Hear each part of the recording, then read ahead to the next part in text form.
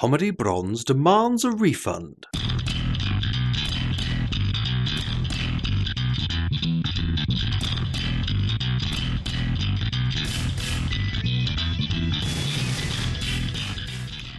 Welcome to Comedy Bronze, everyone.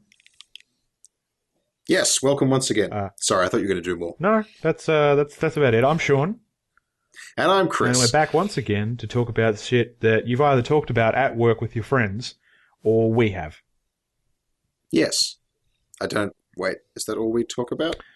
I guess so. We must survey people exhaustively in order to narrow our topics of discussion down to just that. Anyway, let's dive right in for what happened in the last week. The Australian Senate passed a law to block piracy. Really? You didn't hear about this? No, I did hear about this. Okay. Specifically, if I'm correct, they passed a bill meaning they could unlist certain sites from the DNS system in Australia. Yep. Why can I still connect to kick-ass torrents? Not that I would, but I can. You can connect to that, and Torrent Day, and the Pirate Bay. They're all still there. We can all still connect to them. I assume it's because, they may have very well passed a bill last week, but for them actually to put it into effect takes a while. And even if they do, there's still half a dozen ways around that. Oh yeah, there's lots of ways around.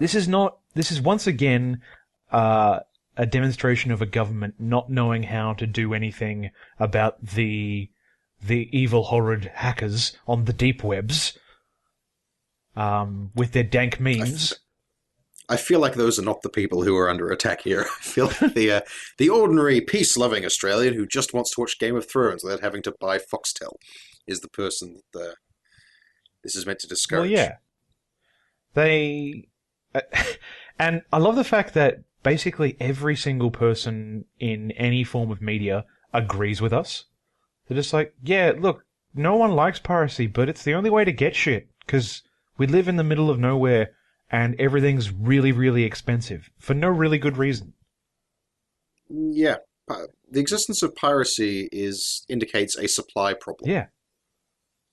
I mean, not all piracy is caused by that. I mean, even in America, where you can get everything, there is still a non-zero level of piracy. But that's just kind of the cost of doing business in a world where you're selling a product that can be infinitely replicated at zero cost by anyone who has it. Well, yeah. Well, apparently, I was talking to some friends, well, not really friends, acquaintances of mine from America. Talking to some enemies I have. No, I don't have enemies. Except for that one. Trying hard except for that one guy in high school. Fuck that guy. You know who you are. You know what you did to me. I hope you're having a real good time being a late 20s alcoholic with 6 children. Made fun of me for reading books. Go fuck yourself. There's nothing wrong with being an alcoholic in your late 20s. It just shows you've got ambition and you're realizing it early. Anyway, I was speaking with a couple of acquaintances of mine in America, and they said that piracy of TV shows, at the very least, which is where most of, at least the piracy that I know of in Australia comes from, just TV shows. Like it's like 80 to 90% TV shows and a little bit of the rest of the stuff that's out there. That's weird overseas, especially in America, because everything's so easy to get. TV-wise. Yeah, I mean, you have so many services. You have bloody... Like, every major cable channel, like HBO or whatever, when you go to the website, they're like, log in with your cable credential. Yep. And you can just watch our crap here. Yep. Well, they've got Hulu, or they've got Netflix, they've got everything. Mm-hmm. I mean, we've got Netflix now. Internet TV has gotten a lot better in the last year. Have you seen Firefox? Foxtel's prices have come down. Yeah, to try and compete. They're still not low enough. It's not low enough, but they're actually kind of getting to the point where, this is what the market says the price should be. And this is what the price should always have been. And there was only ever allowed to be, 2 to 3 times this by a false market, basically propped up by lobbyists. Well, I can understand it being a little bit more expensive when it first came out. But so here in the sort of 90s, when Foxtel was sort of in its heyday. I can understand it was... I think Foxtel's prices have basically remained stable the whole time, they even used to as be more the value expensive, that you get per month has gone down and down. We had it for 1 year at my house.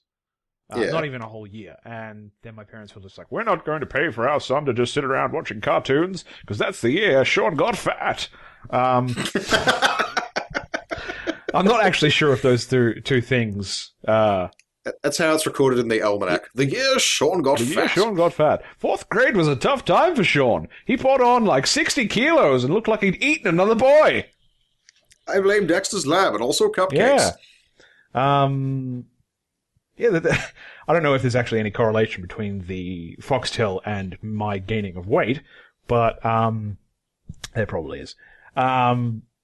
Yeah, it was expensive, and I could understand my parents going, "Yeah, this is an expense we can't really afford, especially if it's just for our son watching cartoons." Yeah, but you couldn't put a price point on it, though, could you? Well, I couldn't because I was 10 years old and I just wanted cartoons. Yeah. Yeah, I feel like Foxtel hasn't really gotten cheaper. In fact, it's probably gone up slightly. Possibly. Prior to the latest Netflix onslaught. But the value of that monthly package has definitely gone down because originally it was no ads. Well, yeah, that was... Then it was some ads. The only ads that were on there were ads for other shows on Foxtel. Exactly, yeah. In the early 2000s, which is when a friend of mine had Foxtel, I used to go over to their house after school. Yeah.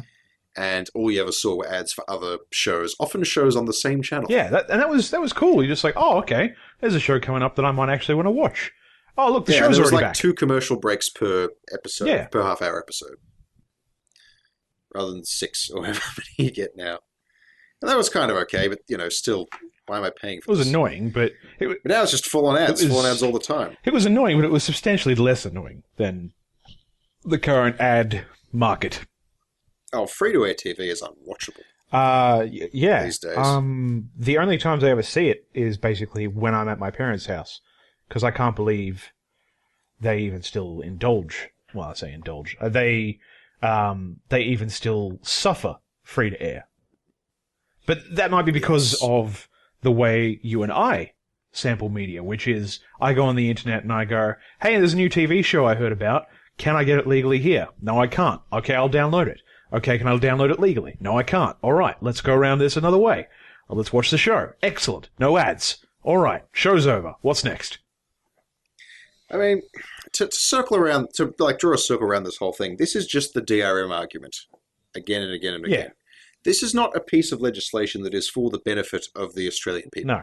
It's not a piece of legislation that's even for the benefit of any given creator of media. Oh, God, no. It's a piece of legislation which has been lobbied into existence and is designed solely to benefit the gigantic media conglomerates that cannot be bothered to design a business model that works in the year 2015 and have decided instead just to bitch until their concerns are addressed. Well, yeah. Well, not only bitch, but also go, hey, politicians, here's some money to try and get us more money, which won't work. Well, yeah, that's exactly it. Yeah.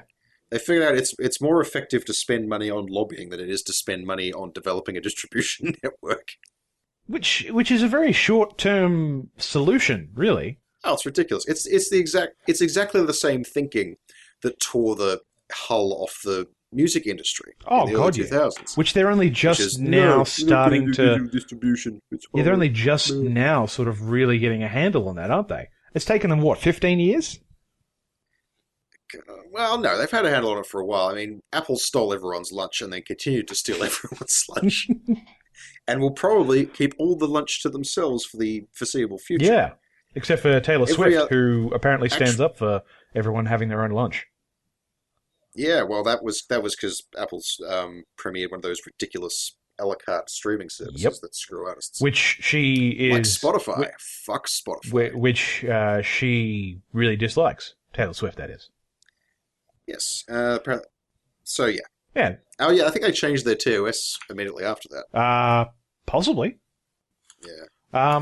So, piracy is unlikely to ever be stopped. Well, and if it is... But I'm sure we can put some blameless teenagers in jail. Yeah, that'll make everyone feel good. Well, no, I don't think there's anything actually in the bill about jailing people. It's just about making it more difficult to do it. Yeah, wasn't there talk of a 3 strikes system for piracy? Oh, I don't even know. If there is... A year ago? I'm not sure whether that ever got implemented. If there is, most of everyone I ever know will already be in jail. Yeah, so I guess not. Yeah. Piracy's here to stay. Well, at least in Australia. What's next in the in the magazine, sure. Reddit turned 10 last week. Oh, wow, I feel old. So that started when I was in my last year of high school. I have never used Reddit. Full confession. Really? No. I go on it almost every day. No, I have no time for Reddit. Why? Is there any particular reason? The couple times I've tried to go there for information or news, I found it to be pretty much a circle jerk of nonsense. Right. Why is that? I mean, I don't know why that is. You'd have to ask Reddit. Sorry, how is that? How is that? Well, it's like one informative piece. Like, the way I prefer to digest news is I would like to read a well-informed, well-written thing about it. Right. Which, I mean, for that reason, there are very few places I go to read news on the internet. They're usually websites owned by people whose opinions I have learned to trust. And knowing you, you probably don't even read them directly off the website. You have them on RSS feeds. That's true, although I do often go to websites anyway in order to give people the page views they so desperately need. Oh, yeah. Got to get them page views. And those ad views, most importantly. But Reddit seems to be built around, it's like a celebration of... I'm coming at this wrong. Okay. The initial... Okay, so this is what every Reddit thread is, as far as I can see. Right. There's an initial post, which is a link to the thing. Right. Right? Which will usually have its own comment section. Yes. And then everything below that in Reddit is just an entire secondary comment section full of bullshit. I think you've been looking at entirely the wrong parts of Reddit. Well, maybe, but this is it's Reddit's job to not suck. It's not my job to sift through it. I mean, what subreddits do you read? I can tell you right now. Let's just go on to Reddit and have a look at my special type of homepage. I have my subreddits. I've got Ask Reddit, Ask Science Fiction, Battle Party, Bloodborne, Books, Build a PC, Creepy, Data is Beautiful, DBZ, DIY, D&D, Dota, Emulation, Explain Like I'm 5, Fantasy, Full Movies on YouTube, Funny, Gadgets, Gallifrey, Gaming PC, GIFs, Game of Thrones, Gravity Falls, History, IAMA. Alright, so you did just a lot of content on Reddit. Oh, yeah, loads. Okay, no, but just for example, there is no Gravity Falls airing at the moment. What is the Gravity Falls subreddit about? Well, if we go straight over to the Gravity Falls subreddit. I mean, the other thing I don't follow... I mean, a lot of Reddit is based largely around fandom, which is a thing I avoid whenever possible. Oh, okay. Well, the newest picture on here is someone made a Bill birthday cake. That's kind of cool. Yeah, you want to see it? I'm not at a computer that can view images. That's a lie. I'll look at it later. Okay. That's fairly impressive that Reddit turned 10. I mean, there was a bunch of things that predate Reddit that were basically Reddit, like Stumble Upon, I think, and Is Stumble Upon more than 10 years old? I think they all went away. They're still there. I mean, Stumble Upon's still I mean, there. Slashdot is basically Reddit. Yeah. But it's mostly around tech-based stuff. There's at least one other one. Dig. Dig is exactly Reddit. The same thing. Is Dig still around? Maybe, maybe not. I mean, Reddit is not even... it's the most enduring and popular expression of that idea. Dig's only a year older than Reddit. Of the content aggregator / comment centralization site. It's pretty impressive for a site that actually, creates nothing and contributes nothing to be so popular and enduring. Yeah, and has such a huge portion of the internet just sitting on them like some sort of lingering, smelly toad. Yeah, I mean, the question of how to find stuff to look at on the internet has always been a tricky one to answer. My solution is RSS feeds, where I just find sources that, will be guaranteed a trickle of useful or entertaining stuff. Yes, I have RSS feeds, but I very rarely use it myself. I maybe look in on them about once a week, and it's usually for this podcast. Otherwise, I'm on Reddit every other day looking at crap in my subreddits. Well, maybe there's value in Reddit. I don't know. I've never really seen it. Well, maybe we should see if we can't get you set up with something, and we can talk about it next week, your experience with Reddit. Why I Hate Reddit by Chris. By Chris. Yeah, if you want, and you could chuck it up on your blog. What's the web address for your blog? Oh yes, the web address of my old blog is it's nooniverse.wordpress.com. Okay. Which is now every episode of these I put up an accompanying post with some links and notes. Like last week we discussed E3, and I put a link to Super Bunny Hop's video, which basically summarized all of our opinions. But one of us hadn't seen the video. That's true. So if you looked at my blog post, Sean, you'd be able to see that video. I could do that right now. Let's have a look. And you would know things. Nooniverse.wordpress.com. Okay, the other thing I wanted to talk about in this little bit was who's a fan of Harry Potter? I guess broadly I would call myself a fan of Harry Potter, yeah. Would you go and see a stage play that was written by J.K. Rowling and someone else who's written... That was written by Harry Potter? Yes, I would. That was set inside the Harry Potter universe but wasn't one of the books? Yeah, probably. Yep. A play perhaps titled Harry Potter and the Cursed Child? I think that's a pretty generic title, but you haven't lost me yet. Okay. Why? Has such a play been written? Yep, so on the 18th anniversary, which was last week, of the publication of Harry Potter and the Philosopher's Stone. That's right, Philosopher's Stone, not fucking Sorcerer's Stone. Sean, our entire audience is Australian. They all know it as Philosopher's Stone. Good, let's keep it that way. So yeah, she said via Twitter and then via a couple of confused questions elsewhere that she's gonna be writing a stage play with some guy called Jack Thorne, who I'm not sure about, and the director's gonna be John Tiffany, who I assume is someone to someone. And the play is called Harry Potter and the Cursed Child, and it is going to be happening sometime next year, and it's not a prequel, it's happening inside of the Harry Potter timeline that we know that has been established by the books and films. And apparently she's had the idea for quite some time, but never had a proper way to bring it out, and she's decided the proper medium for the story is a play. I was having a think about it, and there's not really something that you can get Daniel Radcliffe in on, or Rupert Grint, or... No, I suspect they're all way too busy and also the wrong age for probably wherever it's set. Well, they're all the same age as us, so yeah. Yeah.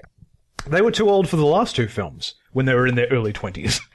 They aged them down in post. Yeah. It's fine. Yeah, they have... It's not as offensive as Dawson's Creek. Yeah, they have speed de-ager. Speed de-ager. Speed Potter. Yeah, Speed Potter. They just put Potters everywhere. You know that scene in Deathly Hallows Part 1 where everyone turns into Harry and they all go off their separate ways? Yeah. Don't look at me. Yeah, I'm hideous. They used Speed Potter, the middleware, for creating Harry Yeah, Potter. it's the only way to roll. I just thought... For people baffled by this joke, look up Speed Tree and you'll understand. Yeah, if you don't know what a Speed Tree is, go and educate yourself. Sorry, that sounded way more facetious than I meant it to be. Yeah, you sound like a real prick. I'm sorry, I didn't mean it to... I'm sorry. I'm sorry. You want to know what the one. super funny part of this is, What? Sean? Giant Bomb, Yeah. in their podcast, they've been making Speed X jokes For like 10 since years. about 2006. Yeah. And you've never even heard them, and you're repeating the same thing. It's because the whole idea of Speed Tree is funny to me. It is. So yeah, there's going to be a play, and I really hope that it makes it outside of the West End. Like, it's not... I mean, I think it's pretty safe to assume that because of the money that they will make, inevitably, and... Everyone likes money, Sean. And lots of people like Harry Potter, and lots of people like giving their money to J.K. Rowling. So... I want to see... stage-based practical effects for magic. I think that'd be cool. There was a really cool one that my dad took my sister and I to when we were little. The Hobbit on stage. Smaug looked amazing. Oh, he was a Jim Henson effort, right? I don't know if it was Jim Henson. Well, yeah, Jim Henson, Muppet Workshop. They may have... I remember seeing the TV ads for that production. I bugged my dad for ages, and he's like, well, I have to take Amelia as well. It doesn't matter if she's not going to like it. And she did like it, which was good. But yeah, I used to have, like, I used to have wet dreams of this giant dragon. Well, no, I was going to say they sold a bunch of merch there, and you could get, like, a special ring that glowed in the dark. That was supposed to be the ring that turned you invisible, but really just made you more visible, because you had a giant ring that glows. It's a combination of Sting and the One Ring. Yeah, it's just... Okay, I want to see a version of The Hobbit where instead of a sword, he just has Sting with him at all times. Do anything for a fan. He's a good digger. Shut up. Yeah, so I think seeing that on stage, like, how would they make Quidditch on stage? I suspect you would probably just write a story that doesn't involve any Quidditch. Shut up, I want Quidditch. Or, like a little hand puppet theatre pops up in the middle of the stage. But that would still be fantastic, wouldn't it? Because if they've built the world properly and they have the... I mean, they could even do just... Like, if they wanted to do it well, maybe not hand puppets, maybe shadow puppets. Shadow puppets is definitely possible. Yeah, like, that would be awesome to see that on stage. This is something that I didn't know I wanted until I heard about it. The chance to go and see Harry Potter on stage, performed with a whole new cast of actors, but going back into that world, but in an entirely practical effects style. I think it's going to be really cool, and I really want to check it out. Yes, I also concur with that assessment. But for now, you guys will just have to check out this.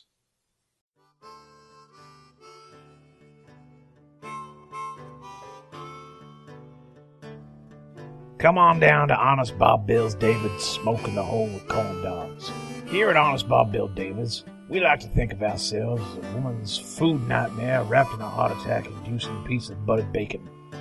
We will serve you up the hottest wings, the crunchiest fries, and the most delightful double-battered foie gras this side of the Kentucky jailhouse. With our 145 secret herbs and spiced pork trotters, we will treat you to a complete taste exploration that will have you questioning your very existence. Our food is so addictive, you'd slap a baby on national TV just to get some. So come on down to Honest Bob Bill David's Smoking the Hole with Corn Dogs and get your oven-baked meth goose today!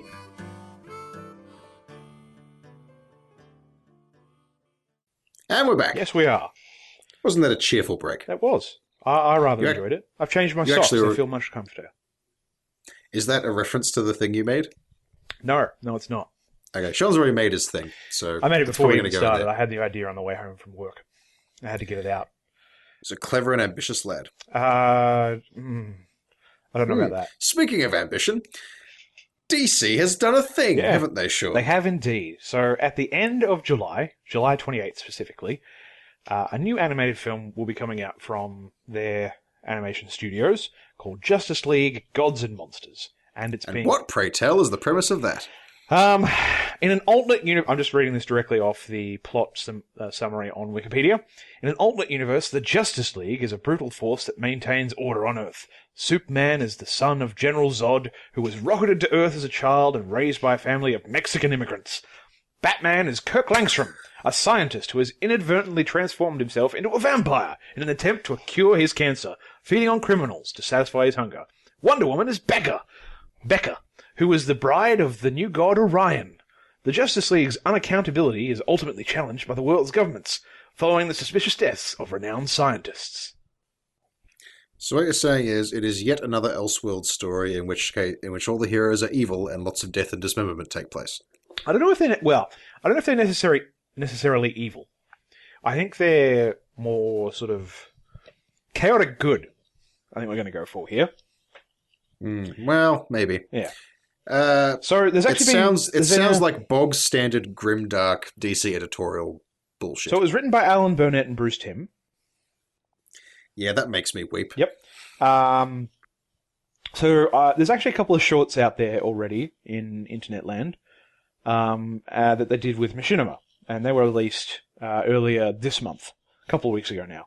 And I showed them to Chris yesterday, and it's basically just 3 little bits. One for Superman, one for Wonder Woman, one for Vampire Bat, and one for Man Bat, and one for Man Bat. Because he's not Batman, because he's not Bruce Wayne. He's just Man Bat. You can be Batman without being Bruce Wayne. How? I think that's been well established. Well, I guess with that new. I mean, the current Batman is Commissioner Gordon. It is Commissioner Gordon, and he's wearing a big robot suit. Absolutely. Yeah, it doesn't actually look half bad. It just sounds dumb. So, I'm going to briefly summarize the 3 shorts and explain my problems with them. Yep. Okay. I may or may not, but I probably will agree with you. All right, so the first one is basically Superman kills a child in order to save a city. Well, specifically, that child is Brainiac. Well, the child isn't really Brainiac. He's a bioweapon built by Dr. What's his name? Savannah? Look, he's obviously Hannibal Lecter, so... No, he's Aquaman's longtime nemesis, Dr. Savannah. Okay. And they just called it Brainiac because that's a recognizable name. Well, yes. Even though he has nothing to do with the original Brainiac or the Brainiac as he exists in other timelines. Mm. And the idea was that he was meant to combat Superman, but he escaped and went on a rampage and couldn't control his powers. And then got sad. And Superman had to pull his head off in order to, I didn't pull his head off. shut him down. He lasered his brain apart. Same deal. Not really.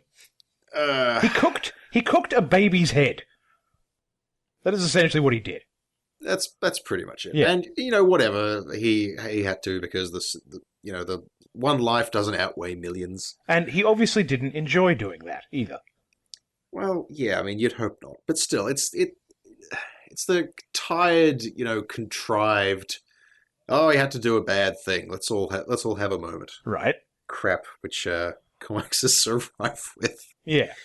I mean, I'm willing to accept that, for example, flying him out of Earth's atmosphere, or putting him into a coma, or using your X-ray vision to examine his implants to figure out what the problem was, or any of 100 other possible solutions just wouldn't have worked. That's fine. Mm. I'll concede to that. I thought it was a bit of an emotional cheap shot, frankly, as far as a teaser goes. Yes, definitely. Designed to be manipulative rather than to be good. Yeah, it's designed to make you feel something different about Superman. And that is literally all it's for. But the thing is, it's meant to be a different, like a parallel universe Superman. Yeah. That's completely something regular Superman would potentially do if the situation demanded it. I mean, he'd try very, very hard to find another way. Yeah. But ultimately, he would kill one to save millions. Well, I know what I'd do in that position. I'd call Batman. Would you fly backwards around the Earth in order to turn back time? No, I'd call Batman, like any sensible Superman should do. Shit, Well, yeah, look, but... Bruce, hi, I've called you on this particular bat phone because I'm a fucking dummy and I don't know how to turn off this kid's super brain without killing him. Can you help? I assume you've got some sort of anti-nasty person ray that you've just got lying around. And he's like, yeah, hang on, I'll just get this sponge. And he's got jerk repellent bat spray. Here, quick, Superman, take this sponge and just fly through the sun with it and then come back.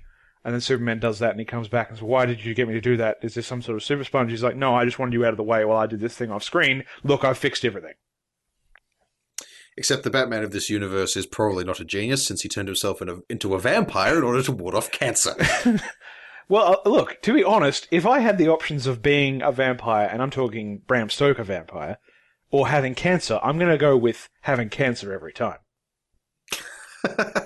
That's a lie. I'd go with Bram Stoker. I pretty much have to go with vampirism.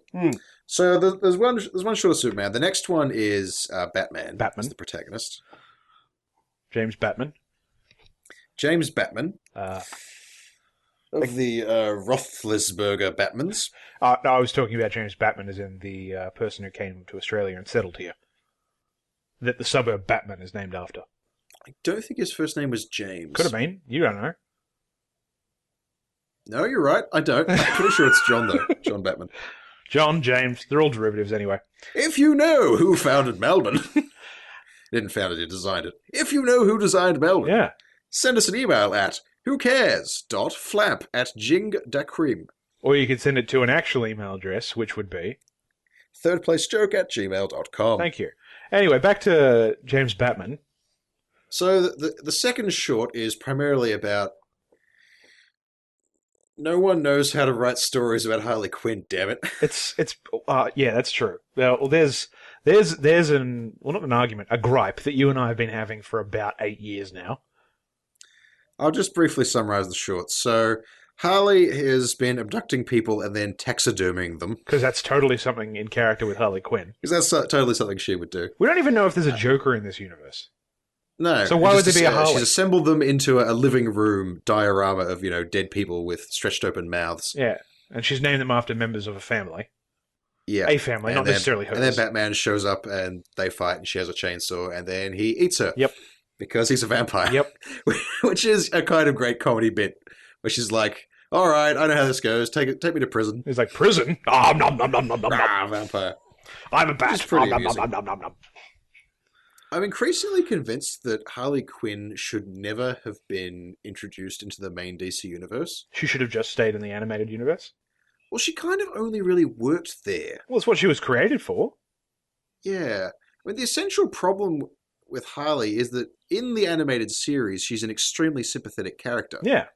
Because she basically made one really terrible decision, which was to love the wrong person. And she's been living i.e. with the that Joker. And she's been living with that decision since she made it. Yeah, but in the animated series where no one ever really gets killed, Yes. her aiding and abetting the Joker is not nearly as monstrous as it is in the main DC universe where people die all the time. And it's very, very difficult to have her exist in that gritty as a world and still retain sympathy. They can always be brought back all the time, which they are. Well, yeah, but random passers-by aren't brought back. They're just exploded and that's the end of them. Oh, okay. The other thing that, perpetually irritates me, Arkham Asylum did this as well. Yeah. Which is there are exactly two people in the world that Harley really cares about, Yes. which are Mr. J and Poison Ivy. Depending on who's writing her. Well, this is as characterized in the animated series, Okay, which is then. the canonical source for Harley, as Okay. far as I'm Yep. concerned. Well, she also cares about Batman, but in the opposite way. So the moment in, the first Arkham Asylum game where Harley comes across, imprisoned Ivy Yes. and decides to radio back for instructions rather than immediately freeing her, And then making out. indicates that indicates that the people who wrote that game didn't really get. I mean, it's not hard. That character has like 2 or 3 defining attributes, and that's really it. So, Yeah, it's it's like I said to you earlier today. If you want to boil down Harley for someone who's, because I was explaining it to Kate last night, if you want to boil Harley down for someone who's never known about Harley and has never watched the animated series or read any Batman, it's just imagine female Joker. There you go. Yeah, except her motives are completely different than his. Oh no, I'm boiling her down to the very simplest thing. Oh, I'm not okay. saying I'm not explaining anything more than that. If So I wanted anyway, to, I could she's say. either, a terrible costume cheesecake character Yeah, she seems to just be a set Or- piece. or generic psychopath, Yeah, and then which is what she absolutely was in this short. very rarely do they cross over. Yeah. Anyway, I really liked animated series Harley, and I find all other adaptations of her fairly objectionable. Well, I also said to you earlier today, the Arkham Knight version is slightly better, although they don't have her talking to Ivy, even though Ivy's around, but they're never really crossing paths. Oh, well, she has her own playable missions in Arkham Knight, which are all apparently garbage. I haven't gotten to those bits yet. She has the exact same moveset as Batman, That doesn't make sense. which doesn't make any sense. No. And literally none of her established, character relationships are used at all. Right, okay. Like, everyone just thinks, oh yeah, she's the chick in the jester outfit who hangs out with the Joker. First off, it's not a jester outfit, guys. It's a Harlequin outfit. Learn your shit. Well, I mean, I'm not talking to you. I don't think I that's know you know. necessarily a distinction worth arguing over. I think it is. But then I'm a professional. So, yeah, I didn't dig that short because aside from for all the reasons I just listed. aside from that bit Although where I do find the idea of vampiric Batman amusing. I mean, that I care much less about. well, they've done Vampire Batman before, though. Vampire Batman. Yeah, there's been a comic where he was a vampire as well. That's kind of hilarious. But yeah, the fact that he was just like prison, nom nom nom nom nom, that was them like doing that thing that we've talked about in the past. That Batman can be funny by just doing. Oh yeah, anything. Batman is super funny. Batman is just unintentionally funny by doing anything in his serious way that isn't quite spot on with what he should be doing. In fact, I'm going to go back a bit and say you could improve any Batman story by just changing the ending to a scene Where he eats to include cake. the words "and then he was a vampire."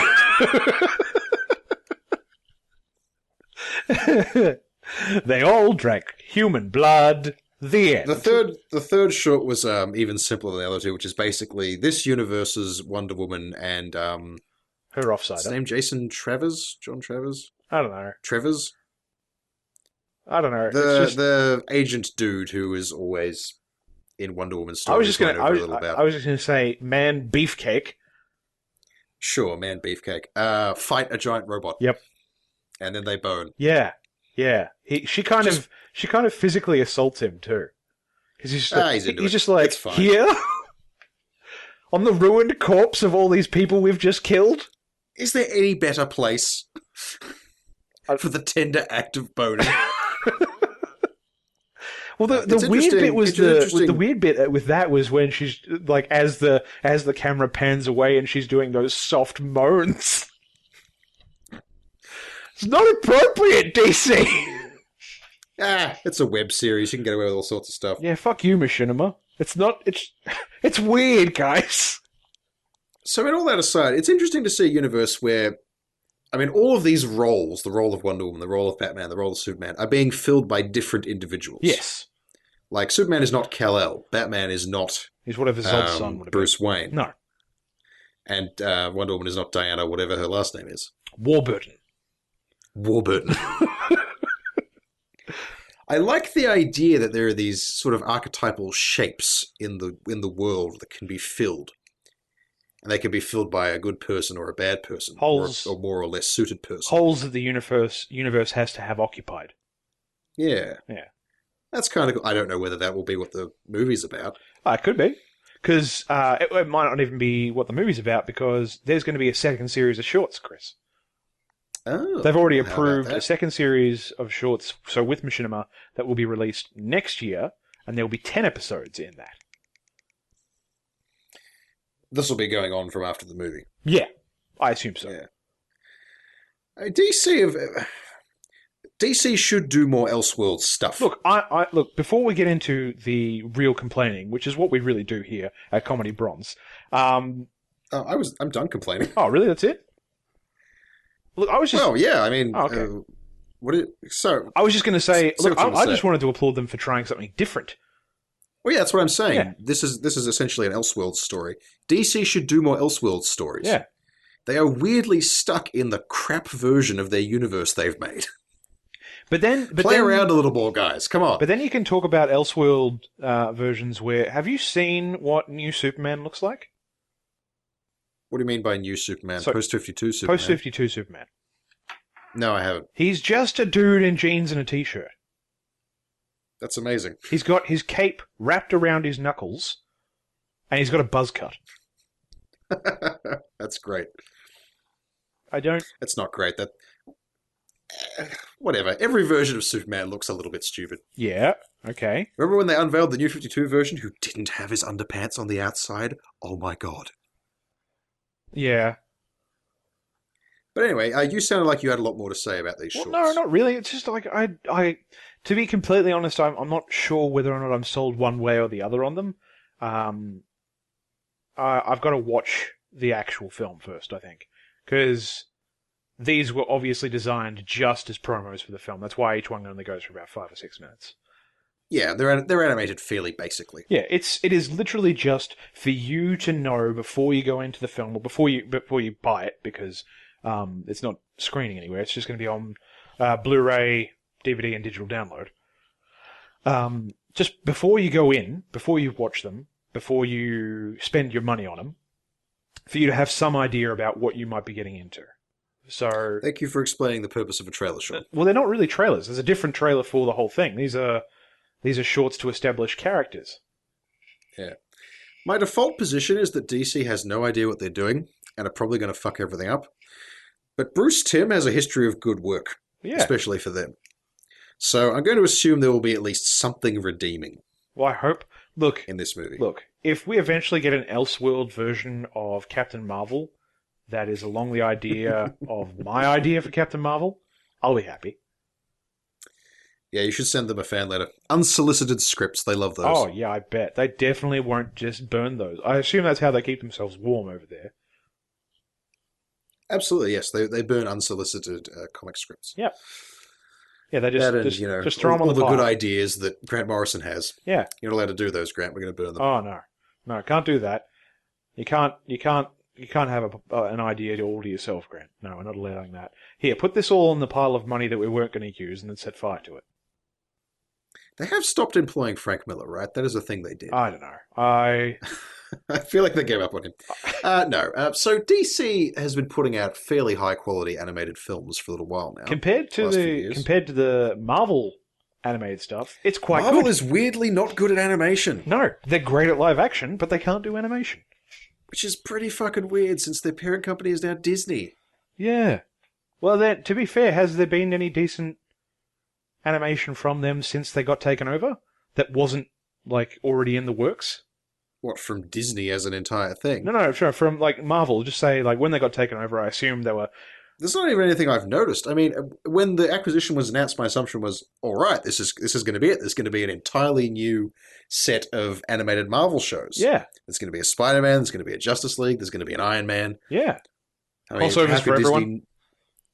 Yeah, what for everyone? Crossovers for everyone. Crossovers for everyone. How could Marvel not...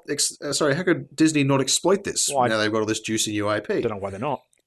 And the sum total of the merger was cancel the only good animated Spider-Man they've ever done. Which was so good.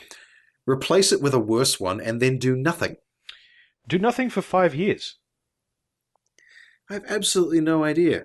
Like, maybe they did release a bunch of shows and we just didn't notice. Well, if they did, I haven't heard about them. Yeah. And if I have heard about them, I certainly haven't cared about them.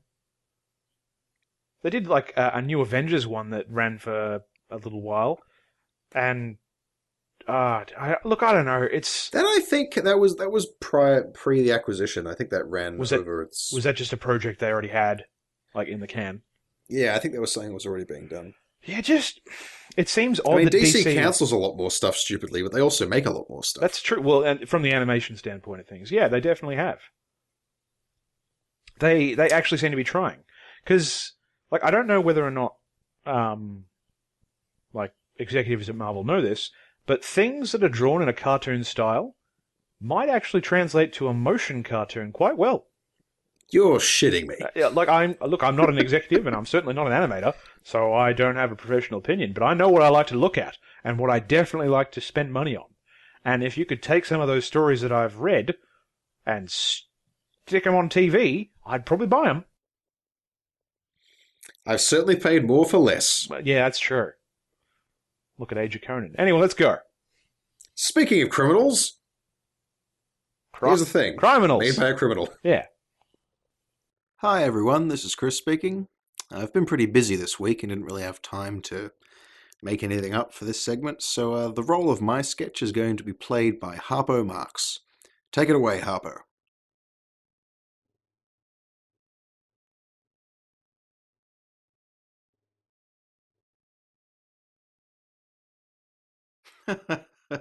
Oh, what a character. Wasn't that a fine example of an ad? Yes. Just for spite, I'm going to make that not an ad. Yeah. Fuck you. So you wanted to talk about... the topic is webcomics. Yep, there are many of them. Yep, there's at least 2. Yep. And one of them is bad, but I won't tell you which one. Is it Control-Delete? Honestly, I couldn't say. Well, Control-Delete ended. Did it? Yeah, the main story finished and he started up a new thing with, the players? Yeah. It's like Player 1, Player 2, Player 3. Yeah. Yeah, there's a new comic just about them on the Control-Delete side. Is that because he decided that the particular storyline that he was pursuing was dumb and he should abandon it? No, I don't think Tim Buckley has the introspection necessary to discern that. I think that after he tried to do a serious storyline about a miscarriage in his goofy video game humor comic, and everyone laughed at him and never stopped. Yep. He probably decided to wrap things up as quickly as what did Gabe from Penny Arcade say about him? He said he was an art criminal. Oh, that's right, yeah. He said he was an art criminal. That's right. He said he hated him and he wanted him to die, I think. That sounds likely. Yeah. And then everyone laughed and he said, no, I'm serious. And then if you ever meet him, tell him for me. And then they still laughed because everyone hates Tim Buckley. He is widely despised. We're not here to talk about Tim Buckley. We're here to talk about Jeff Buckley. Wait. Oh, he's dead. Yeah, he is. Now, back to your thing. Unlike Tim Buckley, who only should be dead. Yes. I would gladly No, I trade have- their lives. I have found a webcomic. Okay. It is called Kill 6 Billion Demons. Oh, I've actually heard about this. Yeah! Yeah, but explain it to people who haven't heard about it.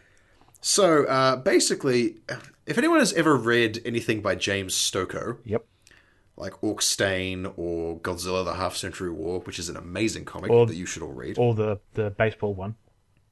Yeah, Sullivan's Sluggers. That's the one, yeah. It's a very similar art style to that. Mm-hmm. Sort of very lushly detailed worlds, scenes with tons and tons of characters, lots of, sort of organic body horror stuff. There we go. Right. There in the end. But the basic premise is... I can't even begin to scratch the surface of the basic premise. Right. It's so complex. Basically, there are 770,777 universes, Right. and each universe is closed with a key. Yep. And there is a nexus of sorts, which is a giant city built on the bodies of dead gods called Throne. Right. And from Throne, you can get to any of the universes if you have the key. I gotta say, this sounds like a great start for a video game. Oh, it absolutely would be. Yeah. I would play the A shit out of young this woman, game. a young woman named Ellison Ruth Right. is attempting to lose her virginity Okay. when she is abducted. As you usually are. Absolutely, by a being from Throne, and Right. has the key to her world, our world, Right. plunged into her forehead, Right. Okay. where it lodges and stays. All right. Does it give her like a cool tat? Because like dudes dig tats, so she's definitely gonna It get. gives her like a glowing bindi sort of thing. Okay, because she's gonna definitely get some poon with an awesome tat. Yes, no doubt, Sean. And she's thrown into this world full of demons and monsters and angels carved from stone. It is the most imaginative, fucked up, bewildering thing I've ever seen. Yeah. No, I've heard about it before, and every time I hear about it, I go, I must read it, and then I forget about it entirely. The cosmology that the author of this comic has created, like this universe and the system on which it works and the beings that give it form, Right. is so utterly original, so completely new, that I cannot stop gushing. It sounds like it. It is really, really good. Can you go and everyone buy should read it. these books, perhaps? No, I don't think it's available in print yet. It's just a webcomic. Oh, okay. It's a long way from finished, but there is a decent whack of it up there now Right. for you to go read. I can't remember what the URL is called. Just Google "Kill 6 Billion Demons." It is literally kill6billiondemons.com. There you go. Yeah. Everyone should read "Kill 6 Billion Demons." We might even put a link to it on the website, Yes. or at least Now, you wanted to talk about a webcomic. or at least on your. Oh, absolutely. Yes, I will put a link to it in my blog. Yeah, excellent. In my blog. Well, we can talk about webcomics on the whole. Like, I'm not a huge fan of webcomics, mostly because every time I try reading them, I get up to date, and then I have to wait for more, and I don't like waiting because I'm an impatient child, and I want give it to me now. Yeah, I kind of agree. It's agree with you. It's the greatest weakness of the medium. Yeah. Which in, a print comic, you are forced to wait. Yeah. And then you get an issue. The internet has ruined me. Yeah, or a trade, or a semi-set. We demand instant gratification, and webcomics cannot always provide it. Yeah, it's the only time I agree with the baby boomers about my need for instant gratification. When there's something in a digital form, I want it all and I want it now, and I don't want to have to fucking pay for it. Or if I do, I want to pay fucking very little. It's why basically the only webcomic I read is Penny Arcade, because there's 3 of them a week, and I know exactly when they're going to be up, and I can just go and look at them. And it's not an actual And also, story. there's no ongoing continuity in Penny Arcade, so there's no real tension. Yeah. There's no, I want to know what happens next. Except for when they do those tiny Gabe little tells stories. a dick joke. Well, except for when they do those actual story arcs. Which are usually pretty damn cool. Yeah, and they usually only last for maybe a week, maybe 2 at the most. And they're fantastic. But I wanted to talk about, like, specifically, I remembered a webcomic. I can't remember the name of it, but the one that you got me into right as we were finishing high school. What was that one where it's about a necromancer who says "for pony" all the time? It says "for pony." For pony! Oh, for pony. Yeah, looking for group. Looking for group. I used to love that. Drawn by Brendan or Brian Somer, I think. He's the guy who did Least I Could Do. Yeah, I used to love that. Is that still going? I think so. Yeah. No. Looking for Group is really cool. Yeah. It's a story. It's basically set in World of Warcraft, but not. Yeah. It's like budget World of Warcraft. And it's from the perspective of an undead warlock with no scruples or morals. Yes. Called what's his damn name? Skeletor. Yeah. We'll go with Skeletor. Yeah. And it is a ragtag bunch of adventurers who end up accidentally sort of doing the right thing. Yes. Yeah, no, that was a really cool comic. I enjoyed that one. Haven't read it for years. It's the nature of webcomics that I will read them and then not read an update for years and years and years, just for the pleasure of reading through all the archives again and then reading all the new material. Yeah. Like Dr. McNinja. Still haven't read any of. Dr. McNinja is everything you need to know about Dr. McNinja is in the title. Yes. It's like Axe Cop. Yeah, it's like Axe Cop, but slightly more serious, like written by an actual writer. Yeah. But it's not. But it doesn't have its own animation where Nick Offerman voices the main character. It does not. No. No, webcomics have actually kind of always been fairly important to me because when I first sort of had access to the internet, unsupervised access to the internet was in about the early 2000s. Yeah. And the computer I had at the time was a 686. Ooh. Which, to put that in perspective, is a pre-Pentium 2 machine. Yeah, it is. I believe I had 32 meg of RAM and a 200 meg hard drive. Oh man, I'm fanning myself. This is hot stuff. Keep talking. So I had access to the internet, but there wasn't much I could really do on it. All right. And we also had really crap internet. We had some terrible deal that my parents managed to negotiate with Optus, which was cable internet, right? So, fast stuff. I remember when you had this deal. With a download cap of 500 meg a month. Yeah. It's like...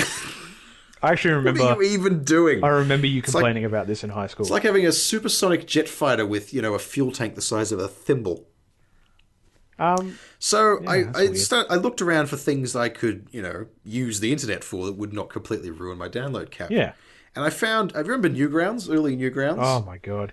That was where the internet used to happen for us back then.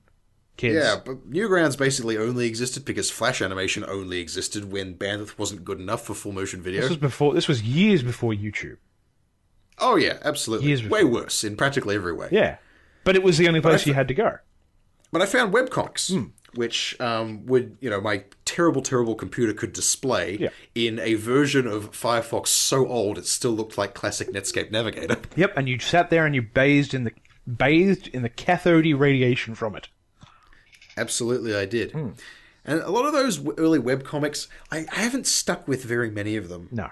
Penny Arcade is probably the one I've stuck with the longest because it's like a very undemanding comic of the reader. Yeah. There was one which I think actually might be the longest running or second longest running, Sluggy Freelance. Yep.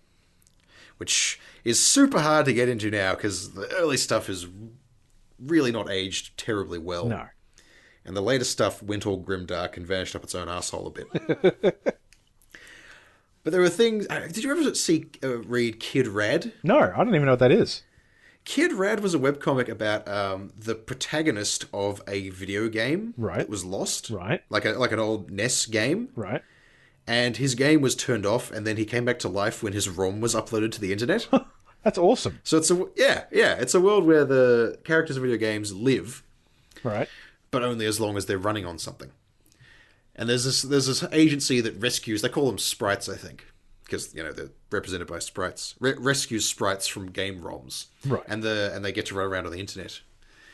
Living on servers and stuff. But the process of extracting them from the game destroys it. Right, okay. Destroys the game. Yeah, destroys the game. Oh, okay. Or destroys that copy of the ROM, I guess. Okay, yeah. Potentially get more. Anyway, Kid Rad was really cool. Yeah. I could just list webcomics all day. There's one that I've been going back to, like, once a year. And then I'll read the year's worth. And then that's it for that year. And it's Short Packed. But yeah, well, Short Packed ended some time ago. Yeah, I know. I haven't gone back now and read it. And that's probably coming up during our next slow period at work. So sometime at the end of July. I'll probably work my way through the whole thing again. Yeah, well, David Willis, who does that, he's done Short Packed and he's done Dumbing of Age is the one he currently updates. Yeah, which actually you can buy on Comixology in volumes. Yeah, you can. You can also buy it in print. Yeah. Coming of Age is one of my absolute favorite currently updating webcomics. It's a really, really good story. And there's tons of porn of it. Well, there is. Oh, yeah. All of which I have read. Okay. And all of which ties into the story in some way. So how about that? Yeah. I haven't seen any of it. But if, like, the rest of his art isn't in any go-off, I assume it's very tasteful. Well, look, I'm not going to rate it as erotica. That's really not what we're here for. We're not critics, I will merely Chris. observe that it exists and you can see it. Okay. But, I mean, that brings up the, monetization of webcomics is tricky. Well, yeah. Because you can run ads on them, sure, but... Everyone who's got a brain in their head has an ad blocker of some flavour. Pretty much, and you're essentially giving away your content for free. So most of them, I mean, Coming of Age and Short Pact, when it was still running, did a yearly Kickstarter. Yeah. Which would collate the comics from that year into a volume, which people could then buy. I mean, Brood Hollow, which is another amazing webcomic. I was just thinking of it. The word was burning in my brain. Brood Drawn Hollow. by Chris Straub. Yep. Which is sort of... Lovecraftian undersells it. Yeah, just nightmarish. Yeah. Doesn't have to be Brood Lovecraftian. Hollow is the town of 1,000 holidays. Yes.